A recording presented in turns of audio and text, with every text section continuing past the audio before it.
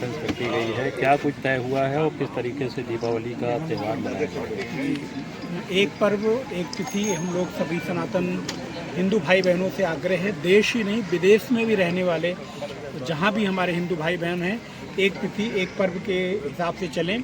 इसके लिए ये निश्चित हुआ है कि ये जो उत्सव है दीपोत्सव, ये कुल 5 दिन का उत्सव होता है। तो सबसे पहला उत्सव होता है धनतेरस, जिस दिन हम लोग कुछ न कुछ खरीदने की परंपरा, वैसे तो अश्विनी कुमारों की पूजा और इसका विधान है, तो वो तिथि हमारी 18 तारीख को निश्चित हुई है। उसके बाद छोटी दिवाली, जिस दिन नरक चतुर्दशी भी हम कहते हैं, वो 19 तारीख को है। और जो मुख्य दीपोत्सव है वो 20 तारीख को है। और 20 तारीख को दोपहर को 2:29 से अमावस्या लग रही है। और जो 21 तारीख को अगले दिन 11:53 तक अर्थात लगभग 12 बजे तक अमावस्या है। तो आप 20 तारीख को दोपहर 2:29 से लेकर और अगले दिन रात तक दीपोत्सव मना सकते हैं। और इसमें जो पूजन का विशेष मुहूर्त है वो 2:29 से आप अपने प्रतिष्ठानों पर, दुकानों पर, घरों में पूजन, गौरी गणेश का आगमन, अभिषेक आदि प्रारंभ कर सकते हैं। और गोधूली बेला में जो आप लोग घरों में पूजा करते हैं, कुबेर का पूजन करते हैं, सरस्वती का पूजन करते हैं, वो 6:47 से लेकर 7:54 तक ये मुहूर्त है। मैं पुनः रिपीट कर दे रहा हूँ, 6:47 से 7:54 तक गोधूली बेरा की पूजा है। स्थिर पूजा जो है, स्थिर लग्न की पूजा, वो रात को 9:16 से लेकर 11:27 तक है, पहली स्थिर लग्न की पूजा। दूसरी है सिंह लग्न की पूजा, विशेष रूप से अनुष्ठान जिसमें लक्ष्मी का आवाहन, प्रतिष्ठा, उनका अभिषेक, पूजन आदि करने के लिए वो रात्रि को 3:20 की रात्रि, अर्थात वो डेट के हिसाब से 21 तारीख की रात्रि हो गई, तो 20-21 की रात्रि 3:56 से लेकर प्रातःकाल 6:09 तक। ये विशेष अनुष्ठान के लिए है, इसमें जो लोग विशेष सिद्धि पूजा अभिषेक करना चाहते हैं। और एक सिंह लग्न की पूजा 3:56 से लेकर 6:09 तक। और दूसरा वृश्चिक लग्न है, तो वो 21 तारीख को लग जा रहा है, तो उसका कोई बहुत इस बार औचित्य नहीं बनता। तो विशेष रूप से 3 तरह की पूजाएं हमारी हो गई। एक दोपहर को 2:29 से लेकर 11:27। इसमें कभी भी आप पूजा कर सकते हैं, दीप जला सकते हैं, जो भी करना चाहें। और दूसरी है 3:56 से सुबह 6:09 तक, ये आपकी पूजा का विधान है। तो इसलिए आप लोगों को किसी तरह का भ्रम ना रहे। और उसके बाद 21 तारीख को स्नान और दान की पूजा है। जो हमारी अमावस्या स्नान और दान की है वो 21 तारीख को है। और 22 तारीख को अन्नकूट और गोवर्धन की पूजा, और 23 तारीख को भाई दूज की पूजा का विधान माना गया है। और इस तरह का हम लोगों को करना है। और कार्तिक है, तो कार्तिक की जो पूर्णिमा है वो 5 नवंबर को है। तो ये पूरा का पूरा जो दीपोत्सव का कार्यक्रम है इस प्रकार निर्धारित किया गया है।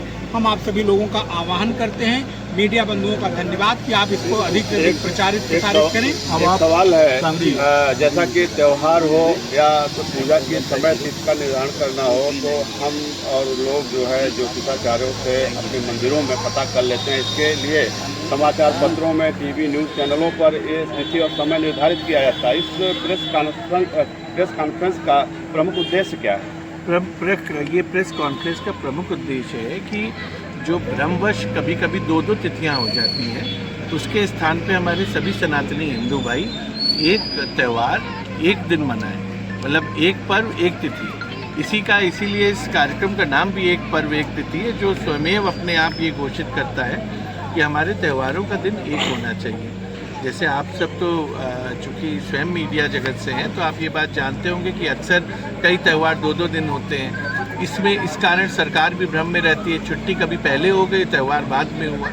तो ये जब तक एक व्यवस्था के रूप में नहीं होगा, क्योंकि सरकार को तो छुट्टी देना है, तो सरकार जो लोकमान्य चीज़ें होंगी उन पर छुट्टी देगी। तो परंतु जब इसका एक निर्धारण हो जाएगा कि एक तिथि है, तो ये बात आगे भी पहुंचाई जा सके, जिससे माननीय मुख्यमंत्री जी को कि ताकि ये तिथियों पे ही जो उचित है उसी पे छुट्टियां हों। ऐसा क्यों हो रहा है कि मतलब कि इसमें कहाँ कमी है? मतलब कमी नहीं है, अल्पज्ञता के कारण है। जो अक्सर अब आजकल तो आप तो जानते ही हैं कि रील का ज़माना है, तो इस रील के युग में लोग रियल तो रह नहीं गए हैं। तो इस रील के युग में सब अपना अपना बनाने के लिए, अपने व्यूज़ बढ़ाने के लिए सावधान। दिवाली इस दिन नहीं है, तब आदमी उसको रील देखेगा, व्यूअर्स बढ़ेंगे। तो इसलिए इस तरीके की अल्पज्ञता के कारण है।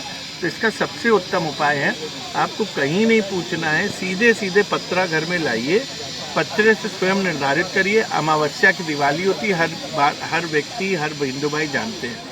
तो आप लोग संत हैं, महात्मा हैं, ज्योतिषाचार्य हैं, कहीं न कहीं जनता आप लोगों के आदेश निर्देश पर निर्भर रहती है। तो इस दिशा में जन जागरण के लिए आप लोगों द्वारा क्या किया जा रहा है? देखिए, आदेश हम लोग नहीं करते, हम लोग अनुरोध करते हैं। हमारे सनातन में अनुरोध की परंपरा है, हमारे सनातन में ज्ञान की परंपरा है। एक दीपक एक जगह जलता है, तमसो माँ ज्योतिर्गमय, और उजाला देता है। परंतु जो अपने सर के ऊपर दफ्ती रख लेता है, उसके पास उजाला नहीं आएगा, अंधियारा आएगा।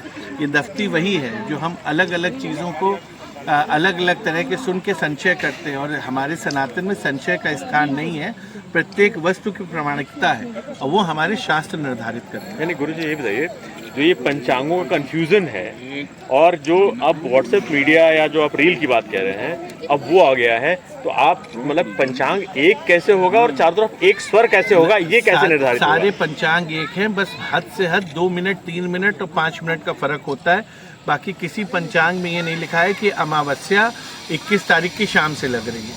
आप जितने भी पंचांग हैं आप देख लीजिए।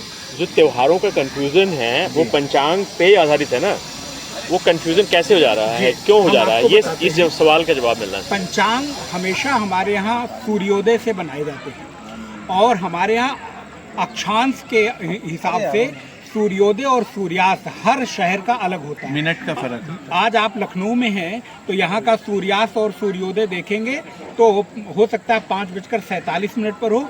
आप बनारस में चले जाएं तो 5:48 या 5:45 पर हो। आप दक्षिण में चले जाएंगे, तमिलनाडु, केरल में, तो हो सकता है कि वहाँ पर 5:30 पर हो या 5:50 पर हो। तो जो ये 5-10 मिनट का अंतर वो सूर्योदय के कारण है। और ज्योतिष व्यक्ति के ऊपर निर्भर नहीं है, ज्योतिष ग्रहों के ऊपर निर्भर है। तो ग्रहों की चाल के हिसाब से सूर्योदय और सूर्यास्त के हिसाब से पंचांग निर्धारित होते हैं। और हमारे यहाँ जो पंचांग बनते हैं वो क्षेत्रीय पंचांग होते हैं, यूनिवर्सल पंचांग नहीं बनाए जा सकते हैं, क्योंकि हर क्षेत्र में सूर्योदय और सूर्यास्त का समय अलग है। जैसे आपके यहाँ एक बालक का जन्म हुआ, उसी समय आपके रिश्तेदार में कहीं आपके दूर प्रदेश में किसी बालक का जन्म हुआ। आप जब ज्योतिष के हिसाब से कुंडली बनाएंगे तो एक ही टाइम पे, टाइम लिखा है 5:15, लेकिन जब आप कुंडली बनाएंगे तो दोनों का जो जन्मांक होगा अलग अलग होगा। कैसे हो गया? अब आप इसमें कहें तो ज्योतिष ग्रह भ्रम पैदा करती नहीं, आपको ज्ञान नहीं है, इस वजह से आप ऐसा कह रहे हैं। और ये कहने का दुस्साहस कि पंचांग में किसी तरह की कमी है, ये नहीं होना चाहिए, बल्कि आपके सुविधा के लिए और आपको ज्योतिष और ग्रहों को सशक्त आपको शक्ति मिले, इसलिए काल गणना में अंतर आता है 5-10 मिनट का।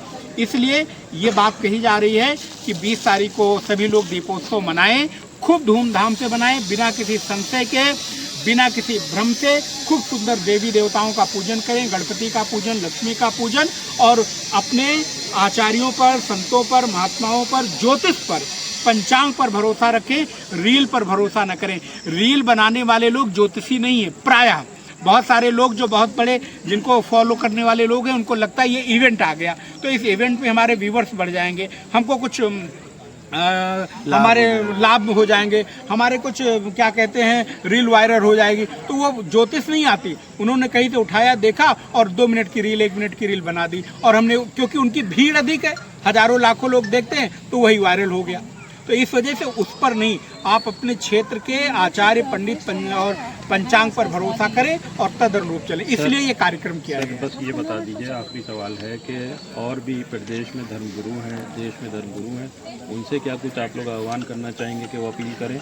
और सोशल मीडिया का ज़माना है, सोशल मीडिया के माध्यम से करना चाहिए। जी, सभी धर्मगुरुओं को अपने अपने क्षेत्र के अनुसार जो 1 मिनट, 3 मिनट, 5 मिनट का, जैसा अभी स्वामी जी ने बताया, उस अंतर को बताते हुए आह्वान निश्चित करना चाहिए। और इस धर्म गुरु का काम ही यही है कि धर्म के विषय में लोगों को सही मार्ग दिखाना, यही कार्य ही है। सर सोशल मीडिया के माध्यम से कैसे जागरूक करेंगे? सोशल मीडिया के अब सोशल मीडिया तो अब आया है। पहले आप आज से 15-20 साल पहले तो कभी कोई फंक्शन नहीं होता था, एक दिवाली होती थी, एक होली होती थी। अब आया है। दिशा स्कूल में कहाँ सोशल मीडिया होता था, ठीक हो तो मत आगे जाओ, तो हमारे बुजुर्ग होते थे ना, वो देख के बिल्ली काट जाए मत जाओ, पीछे से आवाज़ मत दो, तो ये सोशल मीडिया थोड़ी ना समय पर। पहले तो हमारे केवल बुजुर्ग होते थे, चंद्रग्रहण पे हो जाता था। जो घर की बूढ़ी दादी होती थी वो केवल चांद को देख के कि भैया अमावस्या आने वाली है, पूर्णिमा आने वाली सर कोई है। ऐसा माध्यम रखा गया है कि सोशल मीडिया के जरिए से जागरूक कर दिया जाए? ये करना चाहिए। देखिए, ये मैंने पढ़ा कि इसकी मुख्य कारण जो है, बहुत ज़्यादा संख्या में पंचांग छपने की वजह से अपनी टीआरपी बढ़ाने की दृष्टि से भी किया। अभी मैंने सरकार से मांग की है और ब्रजेश पाठक जी माननीय उप मुख्यमंत्री जी से भी मांग की, पूरे लखनऊ समाज के लोग थे कि भाई एक रेगुलेटरी अथॉरिटी बनाई जाए जो सब लोगों पे चेक करें और कम से कम उत्तर भारत के पोर्शन में या जहाँ जो समय गणना, जैसे मैं ये कह रहा हूँ कि दिवाली 2:15 20 मिनट से जिससे शुरू हो रही है, लेकिन पूरा दिन 20 अक्टूबर को शुरुआत से शुरू कर दें अपना उल्लास के साथ। पूजन जो है, जैसे आदरणीय स्वामी जी ने बताया कि 2:15 से 29 मिनट से अपना 11 बजे रात तक करिए, लेकिन त्यौहार जो है वो पूरे उल्लास के साथ 20 अक्टूबर के सुबह से शुरू करिए और मनाइए। 10 दिन मनाइए, 20 दिन मनाइए, कोई फर्क नहीं है, लेकिन मुख्य पर्व एक ही 1 तारीख। एक विद्युत परिषद भी बन जाए इसकी बात के लिए। यहाँ लखनऊ में विद्युत परिषद के सारी बुजुर्गियाँ बैठे हैं, एक विद्युत परिषद ऐसी बात बन जाए कि बिना उससे समाज के लिए कि तो होना है वही होना, 2 दिन नहीं होना है, 2 घंटे नहीं होना है, इतने दिन नहीं होना है। हमने होली तब भी तो होती थी, एक मुहूर्त होता था, एक वक्त होता था। गवर्नमेंट ऑफ इंडिया की ऐसी यूनिवर्सिटी हैं जिसमें काल गणना के और ज्योतिष के बहुत महान प्रोफेसर हैं, उनकी एक टीम बनाई जा सकती है। तो ऐसा नहीं है कि केवल हम ही लोग हों, हम लोग को ये आवश्यकता नहीं कि हम लोग हों, लेकिन ये इस विषय पे जागरूकता हो, ये आवश्यक है, प्रयास किया जाए, ये प्रयास किया जाए।